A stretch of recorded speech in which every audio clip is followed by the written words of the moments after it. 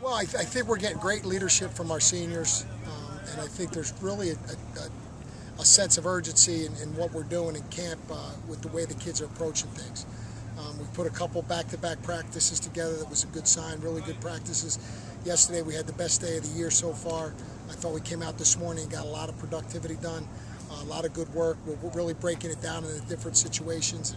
And our theme really is just kind of, football's a game of situations. If you can win the situations, you can win the game. And we talk about third down and red zone and sudden change and coming out and all the 8 or 9 scenarios, 2 minute, all those things that go into the outcome of the game. And we're really breaking that down.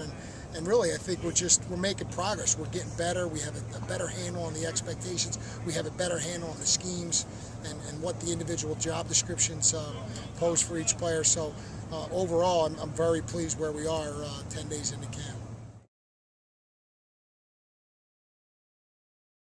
Well, I think as a coach, one of the things you have to distinguish is a sluggishness due to fatigue and a sluggishness due to a lack of effort.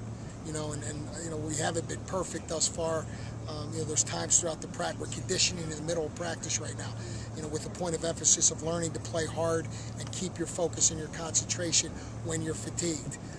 As opposed to doing conditioning after practice. So, I think some of the sluggishness that we have had in certain practices, it's really more due to a fatigue factor than a lack of a 1-2 or a lack of mental toughness. So, I think I'm constantly gauging where we are with that. There's probably 30 guys that are really in every program that are kind of your diehard, really hard practice players, and I kind of gauge where our top practice players are.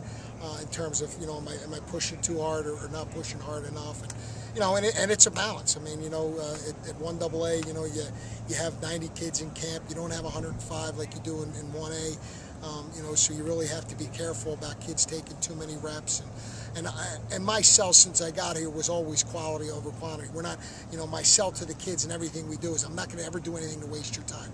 If we have a 2-hour, 20-minute practice and we can get it done in 2 hours and 10 minutes because the tempo is great, that's awesome. We're not going to be out here for 2 hours and 20 minutes and waste your time.